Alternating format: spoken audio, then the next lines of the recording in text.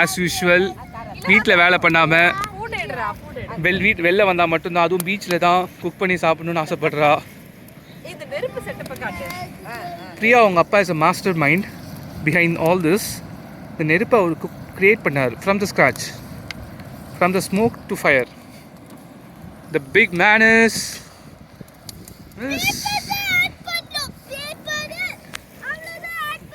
Okay. Venba பர்ஃபெக்டாக அந்த பீச்லேயே வாழ்கிற மாதிரி வந்துட்டாங்க. பின்னாடி யானி ஆஸ் யூஷுவல் ஓவரா சீனை போட்டு அழுதுட்ருக்காங்க. ஆஸ் யூஷுவல் அம்மா ரொம்ப பிஸியாக இருக்காங்க.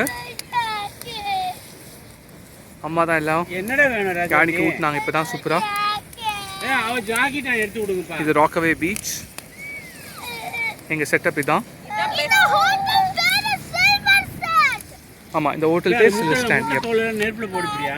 என்ன படியா நல்லா ஏறி போடு, ஒன்றாகாது. என்னம்மா நாங்கள் அது வரைக்கும் காலைல வாக் பண்ணோம், நானும் பிரியாவும்.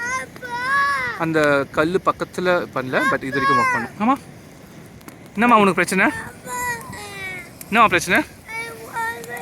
கல்லு விடு நின்பா. யானிமா சி அப்படி கல்லு